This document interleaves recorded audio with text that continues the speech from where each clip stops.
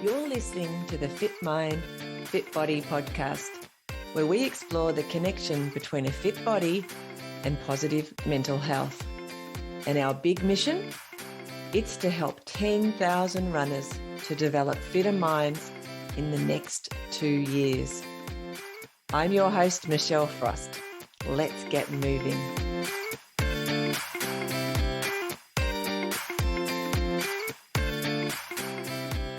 Welcome to this episode of the Fit Mind, Fit Body podcast. Today, we chat with Fergus Edwards. He says that when he is running, he's just happy. Isn't that wonderful? Enjoy. Today on Fit Mind, Fit Body, I am excited, like I am every week, but I really am excited to talk to Fergus Edwards because I did speak to his lovely wife just recently. So welcome, Fergus. Thank you very much, Michelle. Very happy to be with you. Thank you for agreeing. I know I've had a couple of husband and wives, a couple of partners, and a couple of siblings. I don't think I've had a father and a daughter. Anyway. So we have had a couple of family things, which is really nice when you see families that enjoy doing the same kind of thing. It's kind of Simon. Absolutely. Those of you who haven't listened, Simon, my husband, has done a podcast, but it's called The Reluctant Runner because a podcast episode with me because he doesn't like running that much and he thinks that I make him do it. But it is a lovely thing for us to do together nonetheless. Let us start with you, Fergus. Tell me a little bit about your background. Where did you grow up? Sure. Well, you can tell from the accent, not over here to begin with. No. So I was born in London and grew up about a half-hour train ride outside the big city. Yeah. So a little bit of countryside for the first 10, 15 years. Yeah. And then I stayed at school in the UK while my family, so my parents, my brother, and at the time my very little sister went over to the US. Yeah. So I had a couple of years boarding there. They went to the States. And since 15, I figured out that I didn't live in the same country for more than 3 years in a row until Kate and I got back to London a little while back. And obviously that didn't last all that long because then we ended up here in Tasmania. And here you are. Yeah, so lots of travel. But for that first little bit, it was very much in England at school just outside London. So whereabouts? Just outside London? Just because I'm nosy. If you took the train out of Liverpool Street and you were heading towards Southend in Essex, you'd be about halfway there. My dad's from Surrey, the other way. Oh yeah, posh bit. Not like the Essex side. The home camp. Yes. Or something. I don't know what you call it. Anyway. That's the one. Oh, that's interesting. So what kind of sport did you do? Did you do like cricket and things like that? Tell me about that. So my dad is a Scot and my mother is English. And the Scottish side of the family was always very athletic, very into sports, and the English side was not at all. So as a kid, we were encouraged, my brother and as far as I'm aware, my sister as well, encouraged to have a crack at absolutely everything. But in a tiny little town where it was, one class at primary school. So you could rate yourself pretty good at sports if you had decent hand-eye coordination, and that's all I ever had. So there was a bit of soccer, there was a bit of running up and down a field, pretending it was athletics. There was a little bit of cricket and bits and pieces like that, but nothing serious, nothing competitive. Yeah. Secondary school, so from the age of about sort of 10, 11 onwards, there were organized games at school.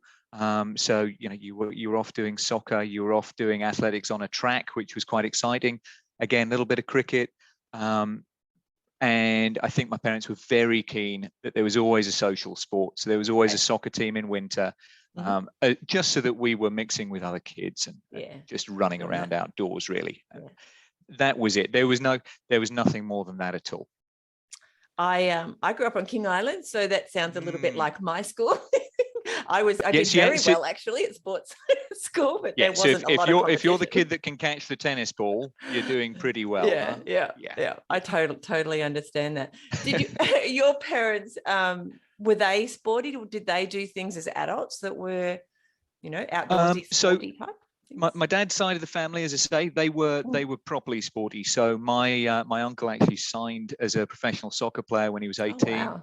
And that side of the family had a mix of my dad's sport was rugby. He was very good. He played water polo at a representative level when he was in Scotland, and other bits and pieces like that. So there was a history of sport in that whole side of the family, not just the two of them, but throughout. And I'm sure I'm underplaying all their achievements. But for us as kids growing up, we didn't really see or feel much of that. Okay. He was off working, 5 days a week until, late in the evening. And because both my parents worked, we were looked after by a couple whose son was a really good athlete. He was 15 years older than me. So effectively my big brother, and he was a 400-meter hurdle runner.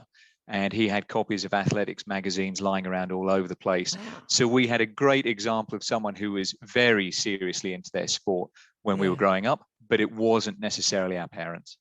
This is a silly question. I don't think I've ever asked it. Do you ever remember not feeling like you wanted to get out and do stuff and be, sporty and move things?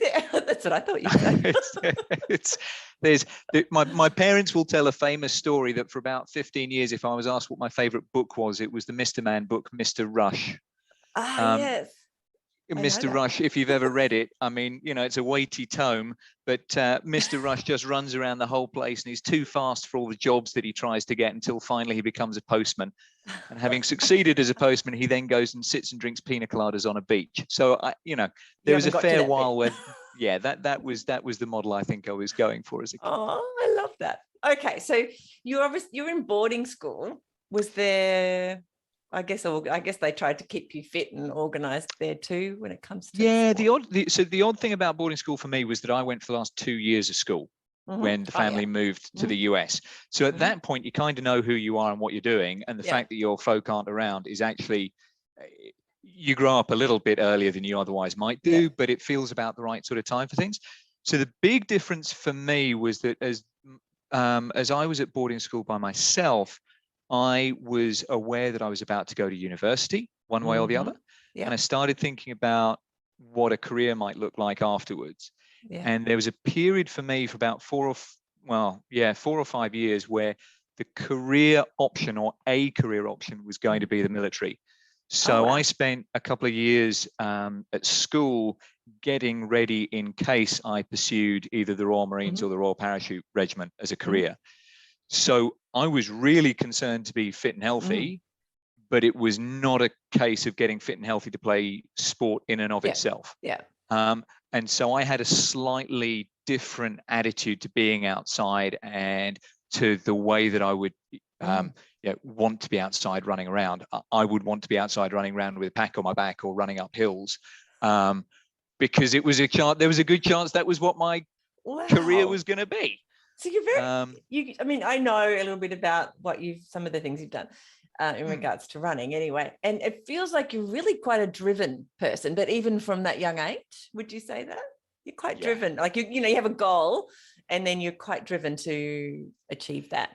Yes. And that was true across the board. It wasn't just sports, that was academically as well. So it's always nice to have little targets that you can then meet and tick off and say, oh yeah, I did that thing that I wanted to do. And that was true across both spaces, but it was certainly true in terms of sort of fitness at that age. And it was true all the way through university. I mean, I was training with different university teams, even though I wasn't representing them, because I thought it might be useful. So I'd never boxed before. I trained with the Oxford boxing team for about a term and a half, which was incredibly good fun.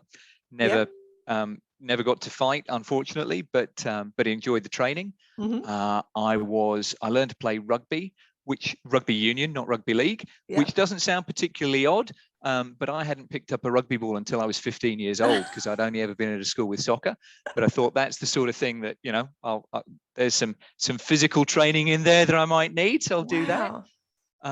So lots of different things. Tried rowing for a term or two. Now I get to see the rowers out on the Esk every morning and think, oh yeah, I did that, and I'm not getting up that early to do that again. Good grief. It's too cold. Yeah. And they're like, I could go running instead. Well, you probably should listen to my husband's episode because that's what he was. He was a rower. He talks a bit about that. They're a different breed. Yeah, they are. So you went to uni, obviously, Yes. and you said, so what did you do? What did you do at uni? So I read philosophy, politics, and economics at Oxford. Wow, that kind of sounds very academic. That was good fun. It was, no, I enjoyed it. It was, the terms at Oxford were really short. So you have a very intense, high pressure in-person environment for about 8 or 9 weeks. And then you're off on vacation to get your reading done. So the aim is that when you were at university, and this is back in the 90s, you would sit one-to-one, face-to-face with your tutor, and you would go through what you were up to. And there was nowhere to hide. It probably was good for about 20 to 30% of us who went. It probably made no difference for another 50 to 60%. And it probably failed quite poorly, sort of 10 to 20% who didn't respond too well to that. So it's quite a high pressured environment. But again, at the time, thinking that maybe I'd be going the military route after university, that wasn't particularly a problem. Yeah, because you need that pressure, I guess. That's what you think. That's what you're preparing for. You're preparing for taking decisions when you're physically or mentally exhausted. So a little bit of pressure over reading the odd textbook at university didn't seem too bad. And obviously, well, can you talk to that staying fit and how that influenced your ability to, perform academically at that higher level? Sure. I mean, one of the most basic ways in which it had a positive impact was I found if I went for whether it was going running or going rowing first thing in the morning, you got out of bed and you were awake and you were alert and you were able to get into the library and actually function from first thing. Similarly, at the end of the day, if you were tired and you were going to go out and meet friends of an evening or whatever else, you didn't need to be long, but just engaging in a little bit of exercise got you out, got your head out of being in the library, out of your books, gave you a little bit of time to just decompress. Didn't have to be hard, didn't have to be something that you were crossing off on the calendar, but just a little bit of exercise, and now you were ready to engage in a normal social life. So it was mentally useful as much as anything else, because otherwise it would have been very easy to just sit in that library all day long. There was always another book to read.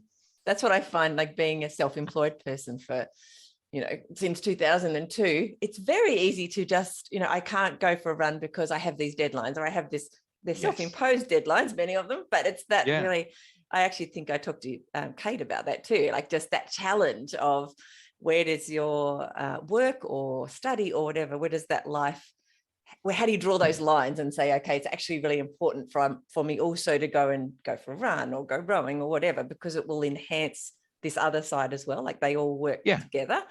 It makes you more efficient. It makes you more accurate. It makes you more alert. It's good at all sorts of different levels. And that's only if you're just focusing on, look, I need a dollar sign. I need a reason for doing this that I can put in the account at the end of the month. That leaves to one side whether you actually enjoy it, which obviously, supposed to. Well, as humans, I was thinking about that today. I think if we don't enjoy what we do, even if we don't find elements that we enjoy in what we do, then it's very hard to keep that going for a consistent period that you need for results in anything. Doesn't matter what we're doing. I was thinking about that today. Anyway, okay, so philosophically aside, what you keep saying, because I was thinking of going into the forces, you obviously didn't by the tone.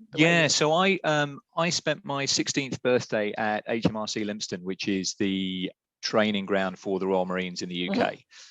And I was the youngest person doing a course there called Arduous Training, which runs for a week and which is effectively their potential officer course. And enjoyed it greatly, and was thinking about doing a gap year before I went to university with the Marines, and you used to be able to do that. That unfortunately was abandoned. The Marines found that not enough people were passing the physical components. So they would come in, do 3 months, and then they wouldn't pass the Green Beret course, the commando course, and they'd be no use. So they stopped doing that. So I went straight up to university, And whilst I was at university, I thought, well, okay, I'm going to need a job at the end of this. And I'm not sure I want to sign on for 5 years with the Royal Marines, which you had to do at the time. So I took a look at the regular army, and I took a look at the Royal Parachute Regiment, which was a 3-year officer sign up period. And so I went to, as it was, Aldershot. They've moved now, but Aldershot, and trained with them for a little bit. And at the end of university, I had the choice between going that route, and the guy who it was my best man, my best friend, did go that route. And he was a medic, and he's spent his time in the forces as a medic. My choice would have been to go in as a regular officer, a regular infantryman. And at the end of 3 years, I'd have had a great time, but my degree would be worthless. I'd be 3 years older, and how was I going to actually get a long-term career out of this? So I had a choice between going that route and doing what I ended up doing, which was going into investment banking. So I went and became a banker, and really never looked back on that. It was a decision that worked for me. The only time it came up was about 8 years into my time working for a bank. I'd moved at that time to Singapore, and a couple of guys in the office wanted to go and run across the Gobi Desert and needed a third person to do it with them. And they looked around the office and said, is there anyone else here who wouldn't mind trekking across the desert in this race? And I said, well, I mean, sure, if it means that nobody can call me on a mobile phone for a whole week, where do I sign up? So my reintroduction into running for anything other than fitness really came at that point. And that was, the Gobi must have been about 2008. So between the two, I'd spent a little bit of time outdoors when I could, but the amount of work that was going on meant that my running was purely for fitness against the backdrop of a job that was 70 to 80 hours every week. And sitting on your butt, that the kind of job where you were sitting, or you were racing around for meetings or whatever. Absolutely. Quite not physical much. Yes. On the other hand, nobody was shooting at me, so it had its plus sides. That sounds good. So you spent time then with this banking career. How long before you left England with your banking stuff? So I was almost immediately out of the UK. Pretty much the first thing I did was New York. So I spent time in New York, and to be fair, there was some fun running there with one of the other guys on the training program who would with me go and run around Central Park in the very, very wee hours before we were due in the office. It was a great way to see New York because no one else was on the streets. They were empty. You could run behind the people that were cleaning the streets. So New York was temporarily a beautiful place to be at 5 a.m. So did a bit of running in New York, but nothing serious. And after New York, it was to London. From London, it was to Paris, back to London, off to Hong Kong, off to Singapore, which is where the running starts. Back to Hong Kong, which is when I met Kate. And then to London, and from London, eventually after a bit of a gap, out here to Tasmania. Boom. All right, let's go back to the start of what is your current running career. I think that Gobi Desert experience sounds like. So how do you go from being an office worker with, you probably were one of the fitter professional office people working in banking around. I don't, you can probably talk to that, but I would think there wouldn't be that many, from what I understand, of that. It's easy not to be, put it that way. It's easy not to be, particularly, to be fair to people working out in environments like Hong Kong and Singapore, just because, a little bit like being in Cairns here, the humidity is so high the whole time that the thought of just heading outdoors to do a bit of exercise, and certainly for going for a run, it's not as pleasant as if it's, let's say, 17 degrees with a bit of a breeze and you're alongside the Esk. So there are additional barriers out there.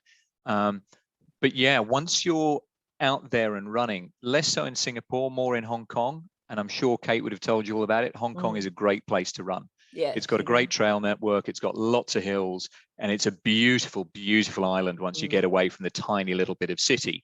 Singapore was tougher. Having the race to go to meant I was very focused on getting healthy enough just to survive it, and I didn't really know what that would mean. So I would commute in Singapore, which is a very flat island, on tarmac, carrying my rucksack to and from work every day just to get a sense of what it might be like when we hit the desert. And I was relatively fit, but I had no idea what I was doing when we finally got out there. So how long did you have for that training? We must have had about 10 weeks coming in. Okay. So 10 weeks of not really knowing what we were doing, 10 weeks of not really knowing what the race would involve. Yeah. And mainly 10 weeks of just trying to get the gear we would need to survive. This is, again, back in the early 2000s when you couldn't get dehydrated food easily. You couldn't really find out what was sensible to take by way of nutrition and gear. Yeah. And Singapore wasn't particularly well equipped for this. So we were trying to mail order lots of essential items in. The result was we ate the same food every day for 7 days. We had the same breakfast, we had the same lunch, we had the same evening meal because that was the only thing they could import. So I never want to see, vegetable noodles ever again, but there we go. So we had 10 weeks to try and get that ready. And then we head out and we find ourselves in Kashgar, which at the time was a very remote bit of China, about to set off and run across the Gobi. And we had in our little event a guy called Dean Konadzis, who is the ultramarathon man. And he was there with lots of cameras watching his race. And he found himself blown apart by this little South African kid called Ryan Sands, who'd never run a race before and is now a Salomon-sponsored athlete who destroyed the field. And we're out in 40-degree heat in the middle of nowhere in China. It's stunningly beautiful. It really is. You're there with about, let's say, 160 other people, but during the day you see none of them. You're just putting one foot in front of the other with a rucksack on your back, and the rucksack's heavy and it just feels worse as the days go on. But fundamentally, you know that at the end of each day, you're going to be in this little city of tents with a very, very clean, clear sky above you to look at and nothing to do but lie down and hope you'll be recovered to go and do it all again the next day. So it was great. Yeah, I've spoken to Pat Farmer, Australian ultra running legend, and I asked him why he does some of these silly distances. I shouldn't say silly, these long distances. And he said, in part, he really enjoys the process of a long race and how it breaks down your body, like literally breaks you down. But then by the end of it, builds you back up again, like from scratch. He kind of described it like that. And I thought it sounded like quite a cathartic experience. I think that's definitely true for a lot of people who do these races. And if that has worked for Pat, then that is fantastic. For me, I always find when I've got a longer race on the horizon that I stop thinking so much about where the next waypoint is or where the next point to stop is. For me, I just assume that I'm going to just keep going, that there is no stop, there is no finish. So long as someone's going to supply me with fluids and calories, I will just keep going. And like a never-ready bunny. Well, yeah. I mean, more that there's no sense of setting a limitation. Yeah. Because it's not a park run, you're not seeking to run as fast as you possibly can. Yeah. What you're looking to do is to get to the top of the hill that's over there and see what's on the other side. And yeah, you can push yourself harder to do that, but fundamentally you're going to get to the top of the hill to see what's on the other side. That's the point. And I really like that. I can do that on and on and on and on and never get bored of it and never really break it down any more than that. So I understand where Pat's coming from. For me, it's a case of looking off on the horizon, picking a point and saying, I wonder what I'm going to see when I get over there. When you put it that way, it makes me think of you as an explorer, that what you're enjoying is that, you want to explore, where is the next 10K going to take me? Or where is the next steps going to take me? Rather than, I mean, that makes me sound really far too grand. I'll settle for curious, but yeah, but that's the way that I approach these things. So obviously you're smart if you think, well, okay, in 5 kilometers time, I need to stop and fill up my water flasks or whatever it is. But that's not the motivation to be there in the first place. And that's not necessarily what's going through my head while I'm running. It's a lot more about, I wonder what's going to be there when I get there. There's a lot less thinking about how far is it until I can stop? There's a lot more thinking of what comes next. Okay, which is quite different, as you said, from what a lot of people have said, that it's more about, for them getting to the end and there's that kind of thing and enjoying it afterwards. Yes. Yeah. No, I'd be quite happy if they said there's no real stops. Wow. If these races, these races are 250k, and you take your calories with you, and then they supply tents and make sure that you can get water, but that's it. There is a big piece of me that would rather they said, here's where you start, here's where you finish, off you go. Rather than saying at the end of the day, here's where you bed down. Yeah.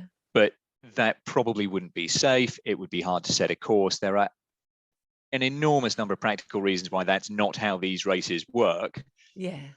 But just for me, that's a headspace I quite enjoy being in. That you just go. You're quite,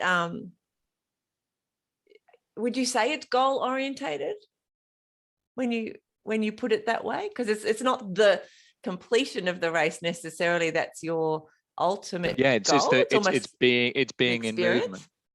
That experience. I just enjoy that being in movement the whole way through. I think it operates at different levels. So I think it's great to say, in 10 weeks time, I'm going to go off and do this thing. So what I need to do if I'm going to do this thing well is I'd like to hit the following sorts of stages in my training. I probably need to acquire these skills. It'd be good if I've spent a little bit of time on my feet to get used to it. So that's where your goal setting comes in. That's where your preparation is. But the actual experience itself is almost a celebration of all that hard work that's come before. And you don't necessarily want that party to stop, right? That is something I've talked about even on this podcast in the past. And that is having, say, finished a marathon in the earlier days when I used to run a few marathons. It was like, oh, this is great, but I just want this feeling that lasts for, I don't know, might even go on for days, but it's that euphoria. Like, I know that any minute now, and then your brain, like, it's almost a mental health thing, because your brain starts thinking, no, it's going to finish soon. And then you start, instead of enjoying the moment and being in present, you're already thinking, oh no, it's almost over. I have to stop. I don't know. It's ridiculous. Well, with the Racing the Planet events, which are all these multi-day 250 kilometer runs in the middle of nowhere, the standard experience of the first, second or third time finisher is that they will finish this race. They will look at their feet. They will look at the scarring. They will feel all the bumps and the bruises for about 12 hours. They will then get to the after party, and about 2 or 3 beers in, because obviously they've lost all alcohol tolerance over the previous week. 2 or 3 beers in, they will move from, I am never doing one of these again, to how many of these can I sign up for? And when do we start? And it's really interesting to watch that process in real time, knowing it's going to happen. Is that what happened to you? Yeah, that's quite good fun. Is that what happened to you? So my experience at the end of the first one was I realized how much better I could have done it. Okay. And I don't mean necessarily how much fitter I could have been. Yeah. But I just learned so much from the first one. I learned that I needed to spend time on trail if I was going to run on trail, and that running on tarmac in Singapore, however fit I was, that wasn't what the race was going to be like. I learned that I needed proper trail shoes instead of trying to do this in a pair of running shoes with a size too big and 2 pairs of socks. Yeah. And I learned a lot more about how I manage my nutrition through the course of the week. So it wasn't just an intellectual puzzle, and it wasn't just that I think I can improve my placing, but there was a big piece of, I've never done anything quite like this before. I'd like to take everything I've learned and apply it and see how good I could be at doing this. P.S. It means I get to go and spend another week in the middle of nowhere in places you can't get to by car or by boat or by plane. Yeah. And that was a massive attraction as well after the Gobi. And I have to say, the Atacama Desert, which was my second, absolutely did not let me down. The Atacama Desert is possibly the most beautiful place on earth. I'm going to sound terribly it's where they naive. filmed. Where is it? It's in Chile, in South America. It's where the Daniel Craig James Bond movie that nobody really likes, Quantum of Solace, was filmed. I like all the James Bond movies. Oh, well, there we go. So it's got an enormous it's got an enormous salt flat in it. Yeah. So it's not that far from the sea, such that the sea becomes groundwater about 20, 30, 40, 50 kilometers further in. Okay. And it's so dry that over time the salt gets sucked up. So it's like running through dried out coral fields. Oh, wow. Crunchy. And that's crunchy. It's got big sand dunes in it. You can run down, and it's got some of the clearest skies anywhere on Earth because of where the ocean and the mountain ranges are. Okay. So some of the biggest telescopes on Earth are in that desert for that reason. Yeah. So when you're lying around the campfire at night, or the campfires have gone out, and you're looking up, it is like nothing else. It's like being in a planetarium. It's just spectacular. Wow. I know that you've now then gone on and done like loads more of these, which we can talk about in a minute, these kind of adventures.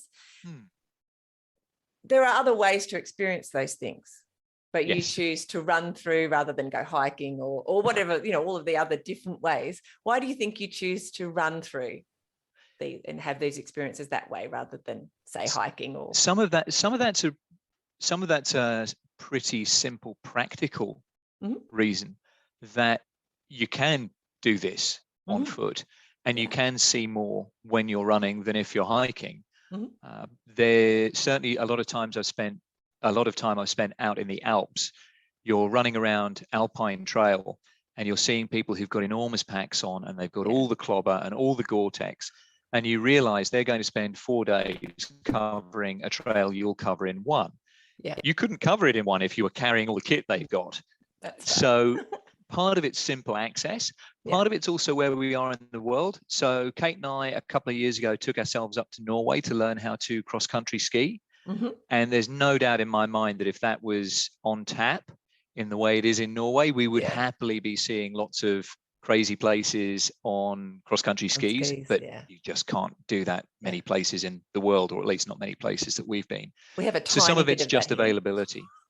We have like this much of it. I think if you're John Cannell and you've and you've got his background, you can just about get the skis working. I wouldn't have a hope. But that availability is a big piece of it. But I'm sure that as we get older, we will be hiking in these places where we've been running before, just to be out there. Just because describing the clear skies and things like that. I mean, that's what I've experienced, but mostly when I go hiking, not when I've been running, because I haven't done these longer distances. I'm like, yes, I love that too. And that's how I get to see. So I think they're pretty similar things. I do think that. And I think particularly when people start running, having never done it before, in a lot of cases, what you're saying to people is, put your shoes on and go for a walk. And if every now and again you feel you can move a little bit faster for 60 seconds, do it. What you're not saying is go for a run. You're just saying, if you can get to the crest of that hill to see what's on the other side a little bit quicker, why not? Why not do it? And so it's not for me such a thing of slowing down from a run. It's just getting out there and seeing what you're going to see a little bit faster than you otherwise might. So how many if you added up how many of these crazy multi-day events that you've done? For the multi-days, I've done, I'm going to say, 7 or 8. So I've done the 4 deserts, which are the Gobi Desert, the Atacama, the Sahara Desert, and the Antarctic. And the Antarctic. And then I've also done one of their races in Patagonia and one in Ecuador. So I think that gets me to 7. The 8th is going back to, sorry, that gets me to 6. The 7th is going back to Sahara, because the first time I did it, I managed to force myself to be medically stopped a day and a half in. We just moved to London, and I was training for the Sahara really well. So I was extremely physically fit. But having just moved from Hong Kong to London, I hadn't appreciated that I had lost all of my heat acclimatization. So I went out to the Sahara, had a really good first day, was running in the top 10 of the race and feeling good. But I had already crossed the line. My liver and kidneys had not quite figured out what was going on. And in 50-degree heat, they didn't like it. And they really didn't like it overnight. So I had a crack at hiking it out the next morning, but was a mess. So I had to go back to the Sahara the year after to actually get it done. And it's probably the most cautious I've ever been in a race, because I was not willing to go back a third time. Just wanted to make sure that the damn thing got finished. Wow. So when everyone talks about how beautiful these deserts are, people tend to say, and of course the Antarctic is beautiful, and so's the Sahara, because it's just a hot version of the Antarctic. These seas of sand go on forever. I'm thinking, no, the Sahara sucks. I never need to go back to the Sahara ever again. So you've just got that. It's your experience talking right there. Very specific to me. No one else has this problem, but I do not. I can happily never go back there.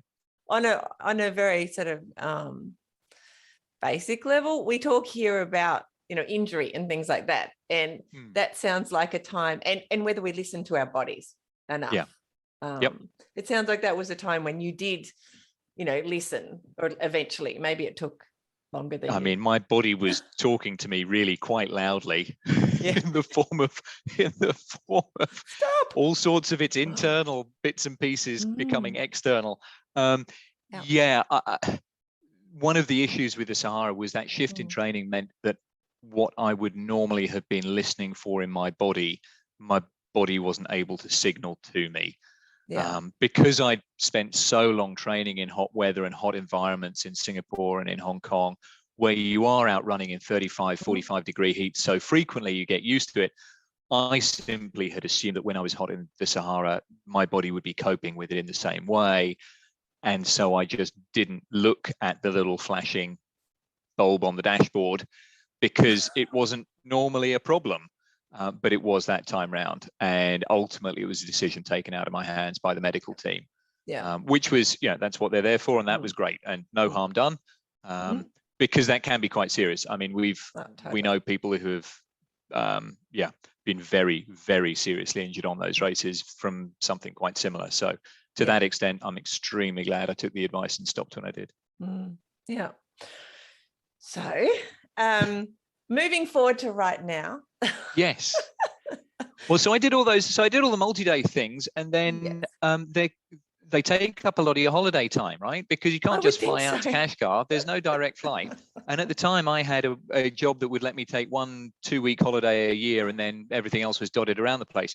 So I thought, well, I'm not going to keep spending every holiday going to a different desert, if there even are any more I can get to and run across. So I started doing single day races. And the single day races when we were living in Europe tended to be, a lot of them were out in the Alps. Some of them were in the Atlas Mountains, and they were a lot of fun.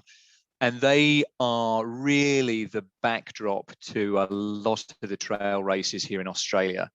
So right now, if you're running in Konanyi Mountain Run in April, you'll just have received an email to say that the 68-kilometer race there is now a qualifier for UTMB. And UTMB is one of the big races out in Chamonix in France. And I've done those races. So those were my backyard, and they were fantastic. So yes, I went from the multi-days and the 250-kilometer races with a rucksack down to single stage races where the gun goes and there's a finish line and you don't stop until you get to the finish line. And there's often a mountain in between, or 2 or 3. Yes, ideally. That's what I enjoy. I enjoy the mountains more than anywhere else. All right. What do you like about the mountains? Is it what it puts your body through? Like, you have to try very hard to go up hills, and you get a beautiful view. Like, you do. Quite different. You do. You get an awful lot of difference. You get an awful lot of different scenery. You get different environments just at different heights. So you don't have to go very far, and you can be by the river in the valley, through the pine forests, up above the pine forests, and just in the scree and up in the snow. So I enjoy that a great deal. I also enjoy that if you're not going to spend 2 weeks going to the middle of the desert, the mountains are a pretty good way of just getting away from any other human contact. So you can feel, even though you are pretty safe, and even though you do know where the next hut is going to be, but you can feel like you're pretty isolated pretty fast out there. Disconnected. And look, all of that sounds very sort of reasonable and rational. The irrational bit is I just love the smell of pine forests when I'm running along a trail in sunshine. I like that too. It makes me think of Christmas though. Because we always have pine trees for Christmas. Yeah, well, that's fair enough.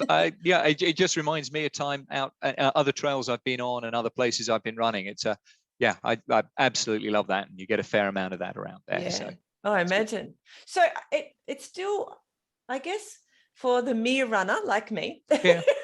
I think no mere about it. Yeah. No, I just think, how do you fit? I mean, I've also had 5 children, and I have run a couple of ultras, and it's like, and run a business, and it's like, I don't know how I fit it all in, but I don't know how, with a high pressured professional career like yours, which, as you said, does take a lot of hours in the week, and very demanding, plus didn't give you a lot of holidays, how you fit in the training because a lot of people get sort of, even if they do think, oh, maybe I will run an ultra, I've done a marathon now, what's next? But then they think, gee, just running the marathon wore me out. Like, it's not just finding the time to do it, but it's recovering from the training.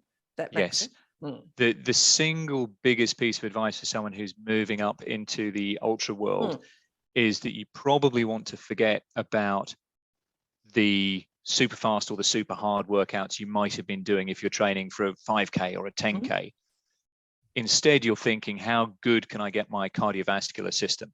How efficient can I get my heart working and my lungs working? And for that, you don't need to work particularly hard. You just need to have a lot of easy running. Yeah. And if it's easy running, then the single best thing you can do is find a way of incorporating running into your everyday life. So for me, when I was working ridiculous hours, my commute in London was on foot. So almost all of my training was 10K in the morning, 10K at night, very gently done. It would still get me home faster than taking the tube would have done. But yeah, and I recognize that Launceston isn't London, but well, there's no public transport here to speak. I mean, there is, but it's not. Yes. But Lord help us, don't take a little scooter. Go and have that commute as a run. Particularly when you do look at longer runs, because the sort of time you want on your feet makes it easier to run to work and then run home. So you're not wondering where the car is. And you're not wondering, well, do I get a bus home tonight because I ran in the morning, so now I have to think about things.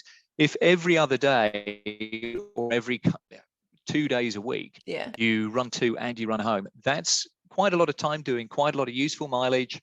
And you haven't really paid a price in time for it, because you've saved the time you would have been in the car otherwise. I mean, the other thing that happens is you don't find yourself watching a lot of rubbish TV. Yeah, that's a good point. To be honest, that's I'm not saying I don't watch rubbish TV, but I probably watch a lot less than I otherwise would. What do you do for downtime? What's your down, like? Running? Is it? You were going to say that. Okay, you've done all your training in a day. And you've done all the work you need to do, or my world tends to break into 3, I guess. There's the running and the fitness and the health side of things. The running, which I genuinely enjoy, it's a complete switch off. There's the time I spent at university, which is working predominantly with texts, with books. I'm not in a laboratory. I'm doing a PhD in literature and philosophy. So it's a lot of reading, and I read for pleasure as well. But so there's a lot of sitting down with books, or there's a lot of running. And then the third piece that Launceston has helped out with enormously is just having a social life that is happily engaged with both of those things. Lonnie's been a really easy place to meet people after a run in the pub. Or to equivalently, as last night, meet up with some colleagues from university and just sit around chatting around some of the things that, yes, we work with these books every day, but we enjoy them as well. And so building a social life that isn't radically different to the things you enjoy doing, that's been really helpful. And that's worked out quite nicely. And I'm aware of how lucky Kate and I are. We are extremely privileged in terms of how we're set up financially. We're extremely privileged in terms of not having caring responsibilities that we have to defer to. I can actually, mine are all grown up now. So I used to say I could give you a couple. But the result is that you then get the time to spend on yourself doing the things you enjoy. And so we're very privileged like that. But I think what we don't have is what we've probably done is we've cut out the stuff that doesn't make us happy. Yeah. So we have cut out watching rubbish TV because it's there and the couch is there and the TV's on. I'd probably say what you've done is realize what's not making you happy. Like, because a lot of us, in our modern culture, think that's making us happy. And because we get a little endorphin rush, because I don't know, whatever it is, of course, entertainment wise. And then it's later on, when hours later, because they've binge watched something and you think, oh, okay, I feel like, and you get that kind of down. There's this cyclical. I think that's absolutely right. I think that's absolutely nice right. Thing. Yeah, no, that's completely. Yeah. But it also means that when you're having social time with people, that you engage with them. So your social time is real social time, and it's really connecting with people you enjoy being with. It's not feeling like, well, they had me round to their house for a cup of tea. Now I need to. No time for that at all. Reciprocate. Yes. So trying to make the most of things, and running is a big part of that. Okay. It also does help that Kate and I will happily go off and have a bit of time in Trevelyan or going for a run together, and we'll enjoy just being together doing that. Yeah, that does help. So you are both now in Tasmania, both doing PhDs. We are. That's it is down to Kate. Kate is the motivated, driven academic. I hope she doesn't mind me putting it like that. But when I was still working, Kate started doing a doing a Master of Science in London. Yeah. And it became clear that was something she was very passionate about. So when she looked at doing a PhD, obviously she was an Australian who'd been living in London. We looked around and thought, where are the good PhD programs for what she's doing? Australia was definitely one of those sites, and UTAS was pretty exceptional as well. That's awesome. So we lifted our heads up and thought, well, okay, we can do that. Out we came. 2 years into Kate's PhD, roughly, COVID came along. Yeah. I had just finished doing a master's in English literature and thought, well, we don't know how long COVID's going to last. Yeah. And if I was ever going to do a PhD, then why not do one when I've got to spend a lot of time indoors with nothing but books anyway? So tell me about your PhD. I mean, I'm still like, okay, you went from banking to, I know you did the things at Oxford. My brain is just all those years ago. Yes. Tell me about your PhD. I mean, obviously you're not working, or are you working in banking now, or you don't need to because you did all those ridiculous hours for so many years? I did the hours, and when we got the chance to come out here, this was my chance to do something different, whatever that was going to be, and it's turned into a PhD. I'm doing a PhD in the work of one particular playwright, Tom Stoppard. For those who don't know his plays, he was also a screenwriter on Indiana Jones and The Last Crusade, the one with Sean Connery. He got an Oscar for Shakespeare in Love, which he wrote the script for. But I work with him predominantly as a playwright, and the relationship between his theatre and the philosophy of Ludwig Wittgenstein. So it's quite a particular, there's a Venn diagram, and I may be the only person in the middle of it. Which, when you're doing doctoral research, is exactly where you want to be. I keep telling myself. I think, sure. I have a unique. I will come out of this with a unique skill set. There is not a path to follow. That's what I'm thinking. There's not a path like already trod. You're treading the path. That's definitely true. And I think you look at this and you think, at the end of it all, do you go into academic teaching? Do you go into academic writing? All of those sorts of things. And right now, I'm only just over a year in. I'm enjoying teaching undergraduates as well as doing my own research. Yeah. I could very happily do that for a very long time. So I'll see if I feel the same way when I come to the far end of it. But so far, it's been great. And obviously, you don't have any problem, as we said earlier, with that. Okay, I need to put this book down now because I want to go for a run as well.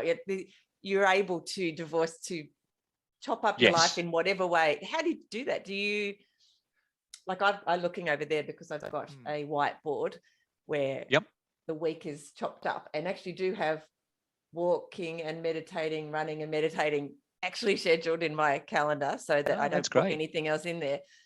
Yeah. So I know that's what I'm going to do, but not everybody organizes themselves like that.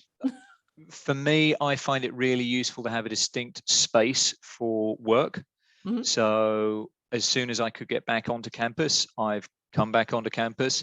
not because I necessarily need to interact with lots of people, but because when I've run here or when I've driven here, this is the space where the work gets done. In general, I try and keep some consistency. So whether that means that I'm running in the mornings at roughly the same time of day, whether it means that I try and keep to going to bed at roughly the same time, and certainly even more importantly, getting up at the same time every day, just to keep the body clock in a regular rhythm. I find that really helps me to focus on whatever the given task is at a time. In terms of slicing up the day, I agree. It's great sometimes to have a whiteboard to say to yourself, okay, what am I doing now? Right. For the next hour, I'm doing the following thing. And maybe in your case, it's meditation. Maybe for me, it's reading a book, but this is what I'm doing. What I'm not doing is I'm not paying the bills online because I've already done that, or because it's written down here that I will do that later on today.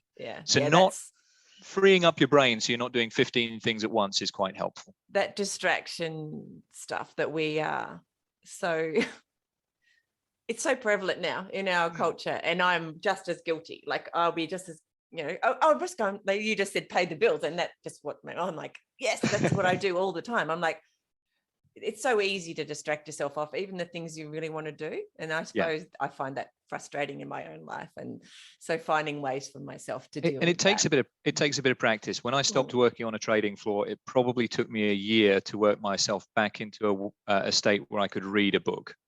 Just sit down and pleasurably read without constantly expecting a distraction. Because your phone would be going ding and whatever. Absolutely.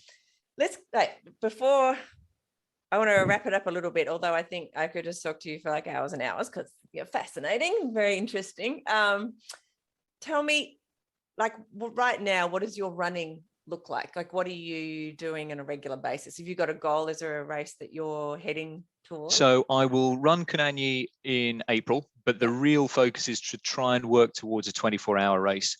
I need there to be one either here in Tasmania towards the end of the year, or I'll go onto the mainland. And that is where you have to, No, you turn up at a track, gun goes at 10 a.m. 24 hours later. I've been the person ticking them off. So have fantastic. Yes. Well, if there is one set up in Tasmania within the next year, I will be all over it. If there isn't, then I will try and find one on the mainland. I've done the Queensland State Championships before and got third in that, so I might go back to that and try and do a little bit better. But that's quite different. That's where my head's at. From your exploring the wilds of different parts of the world, like to go round and round a track. That is quite different. Yes, there's a big sense of wanting to know. Well, a little bit like going back to the deserts after Gobi. With the track, you get a sense of what could I have been doing better? How could I have been more efficient? Quite how far can I go in 24 hours?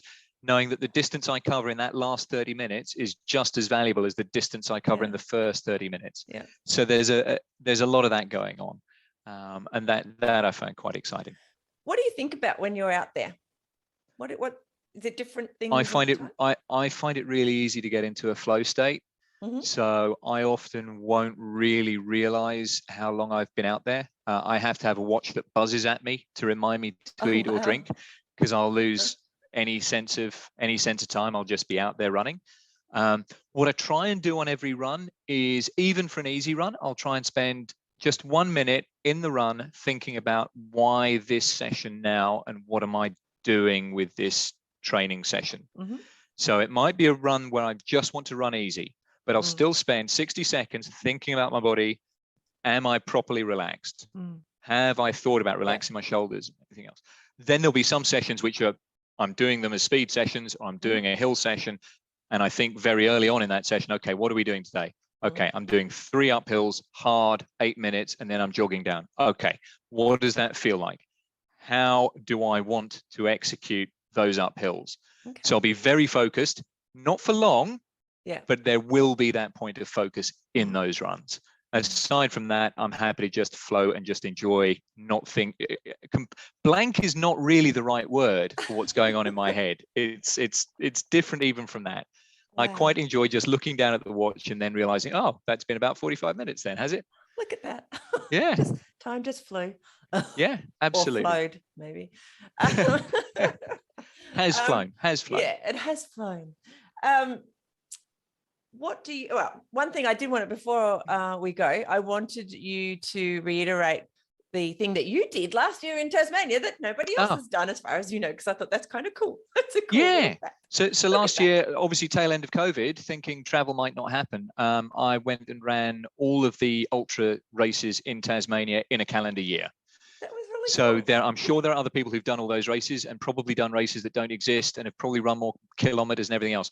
But as far as I know, at least last year, nobody else ran the Cradle Mountain Run, Tassie Trail Fest 100 miler, the Bruny Island 64, Run Around Tapu 50k, Rail Trail 50k, Gone Nuts 101, and I've probably forgotten something in there, but at least those ones, which was wow, if you're going to set yourself a goal, there you go. There's a challenge for people. Although if you haven't already done Gone Nuts or the Cradle this year, you missed out on this year.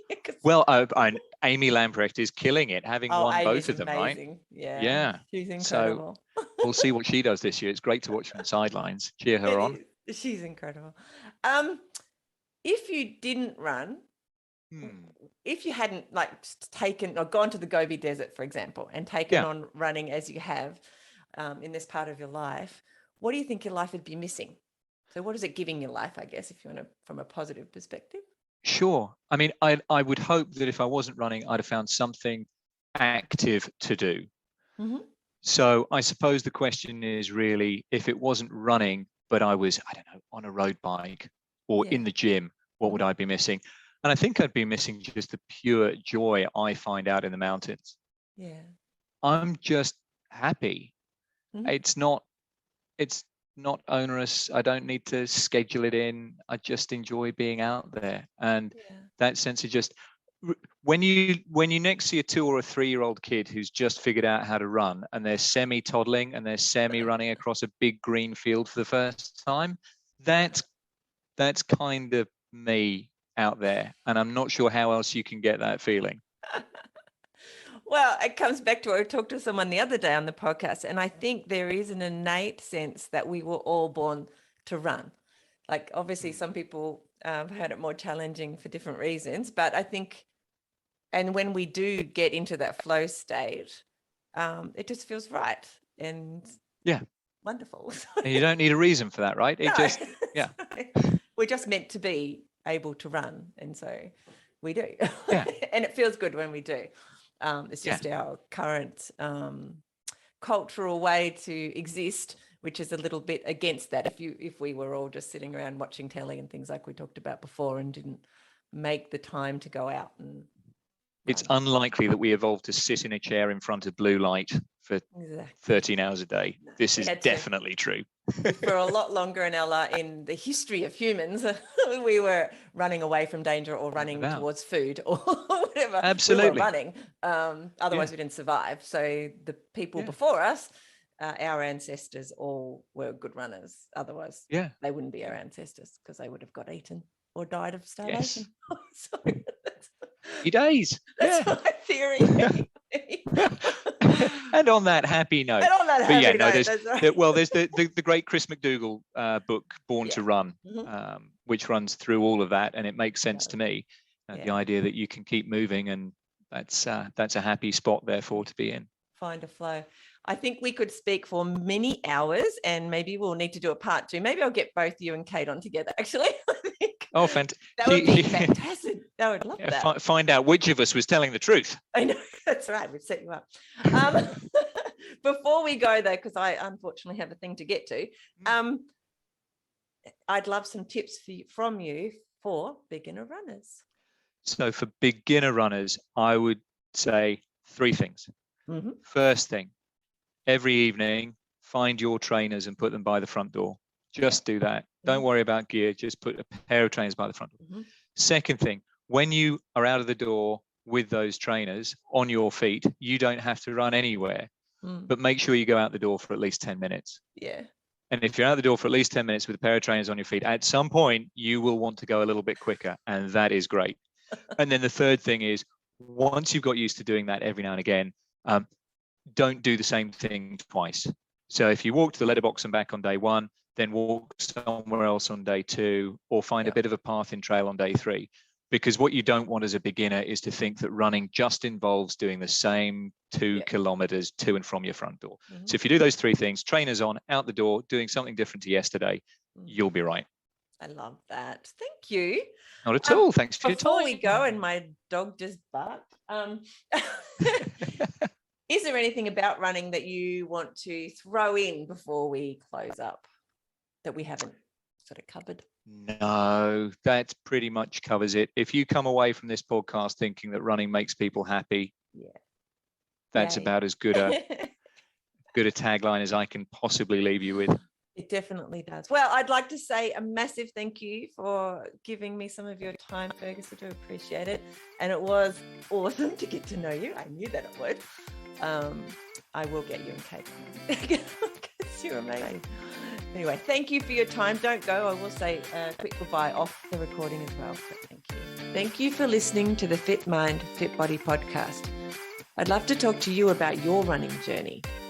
So send me a message on Facebook or on the website, and let's do it. For a bunch of resources on mindful running that will help you get and stay mentally and physically fit, head over to the website fitmindfitbody.co, and I'll see you there. Plus, I'll be back here in your podcast player a few times a week. Hit subscribe now so that you don't miss an episode. And before you go, I'd really appreciate it if you'd leave a review. It'll help more people to find the podcast and get inspired to start running. I'll see you soon. Bye.